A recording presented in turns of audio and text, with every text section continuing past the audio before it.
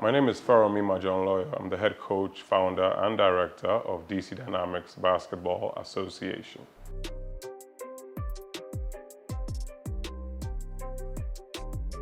DC Dynamics started off as a way to solve a problem.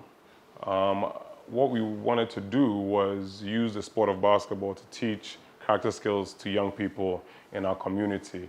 And as we started doing that, we realized that we had to create valuable experiences, had to get positive experiences through sports. And to do that, you had to create value, you had to invest time, you had to invest energy. And of course, that led us to creating a business.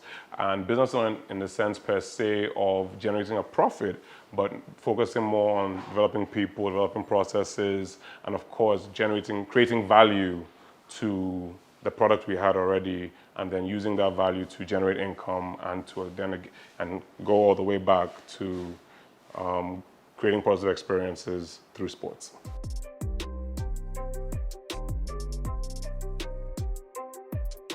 We didn't start off as a business. What we started off was intervention.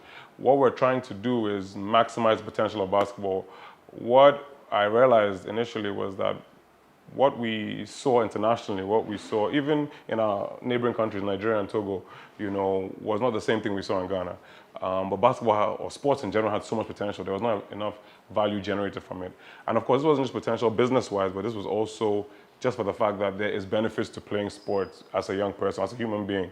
I mean, psychological benefits, soft skills, physical benefits. It's an essential part of human development. And I realized that just from the way we coach, the way we organize, the way we created merchandise and events, there was a lot more to be done. And hence why we started the business.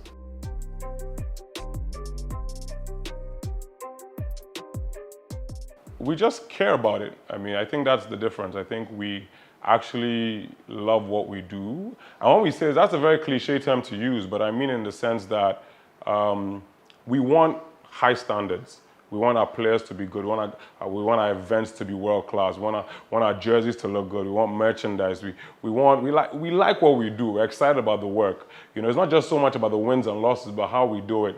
We care about the players who come to us. We want them to have a positive experience. We want them to do well in school. We want them to have good character skills. We want them to grow up to be solid role models for the next generation. We want to have an impact on our society through sports. These things are generally important to us.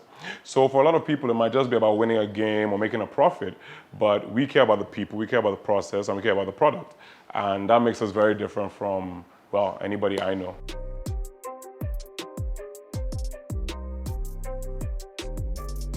Well, I can't talk too much about the broader business community, but specific to sports business, I think the challenge is just the way we do sports business. We don't generate revenue or business in and of itself. So ideally, we should be able to sell merchandise. You don't really see a lot of merchandise or gate proceeds or TV rights. It's not the traditional mode of business we have seen. What we are seeing mostly, if anything, is just sponsorship. You understand? And also the fact that we don't take value in the sport in itself. We don't have a culture where people are looking into becoming full-time sports administrators, full-time coaches, full-time medics or physios. It's not a very big industry.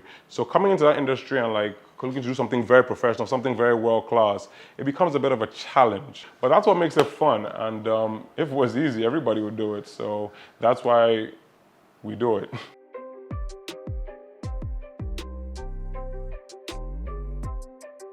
I've never really been a 5 to 10 year guy. I've always been a what we need to do now to get to the next step.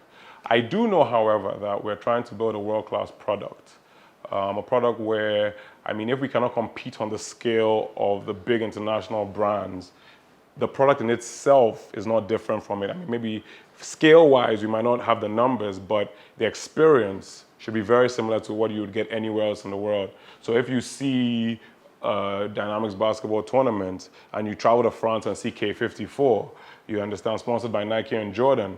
Yes, you can say, oh wow, they have bright lights, they have jerseys, but the experience and the quality of the work right, should not differ. And that's what we're looking to do. And eventually the work will speak for itself and the growth will come organically. So that's where we want to be in the future. As to how long that takes, that could be in a year or two, but it's going to happen eventually if we just keep doing the work.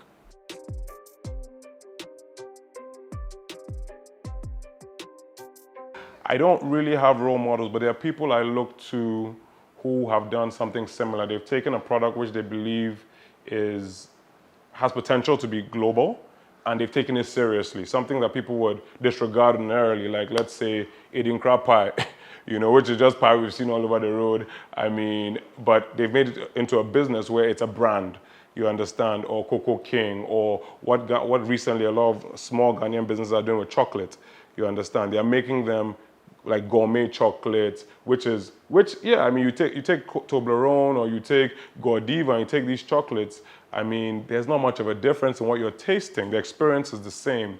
And that's what we want to do. Those are the people we look to. We look to people who have taken some, because honestly, if you look at the Ghanaian, just physically, our potential to be world-class athletes, right, is just huge.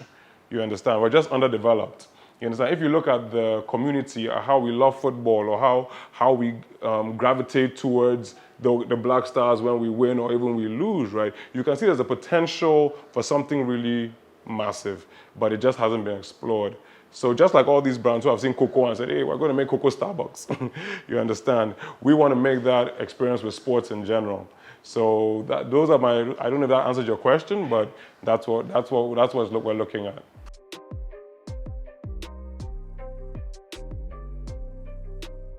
I don't think there's any particular person that's appointed me the most, but more of like the sporting community and how we view sports. You would generally think that if you're trying to take things to a higher level, people will be right there with you. However, you get a point where this is not a Yankee, this is Ghana, Charlie, why are you worrying about time? Things like that. Things like that have been frustrated because the very same people you expect to be moving with you, taking these things to the next level. Simple things like taking inventory, simple things like filling forms, taking data. I'm not trying to be condescending, but the fact is that you've got to take things seriously to be taken seriously. You understand? We are still focusing on the 4 lines or the actual sport. Hey, I've scored you, we've won. But that is inconsequential. When you watch an NBA game or you watch the World Cup, there's somebody there who is making sure that things run on time, that fans are sitting in the seats so that they can sell that product to somebody else. And it doesn't care about who wins or who loses. It cares about the product and the event happening. You understand? A lot of these things happen way before, you understand? But we are still in that place where it's just about the day, you understand? Even just being able to trade our product for a certain value, you understand, is still a challenge. So over the years, I've come in contact with a number of people who still are of that mentality and believe that sports is just about we play, we sweat, we go home. But it is not. So those are the people who generally have disappointed me. But to be fair, there are a lot of people who honestly are really thinking next level. I want to push this to a global standard, and I'm always very grateful for those people. So it's not just a one-way street, as they say. So it's good. It's good.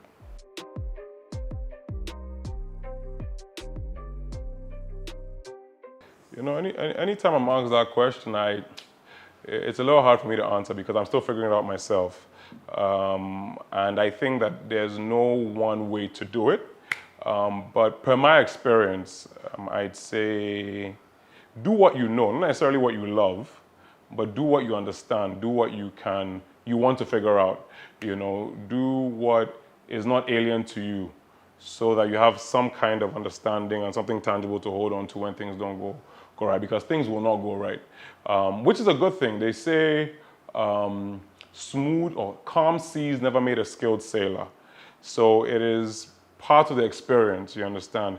I've had as a coach, I've had some of the worst losses ever, but however, that made me look very deep into how to coach, a certain kind of team when you don't have all the talent in the world. And I would not have that experience if I did not go through. As a businessman, I've had some really bad experience. I didn't come into this to be a businessman. I came to bounce and shoot and win basketball games. But because that alone was not enough, and to take things to the next level, if you want to travel internationally, have high competitions, you know, you want parents to come and watch basketball games, you have to create something where it is worth playing for. So I had to become a businessman, and I have evolved in that, you understand? Moving from a place where it's just about, you know, wearing shorts to moving into boardrooms and making pitches, you understand? That's a very different skill set. So it's not always been easy, and I've had embarrassing moments, but the fact is that those things have always built me up. And the only reason I was still in the game is because I had a desire to get better at it and have an understanding for it. So that's basically it. Do what you know, and be ready for the rough waters, and yeah, you'll be fine. And if not, well, do something else.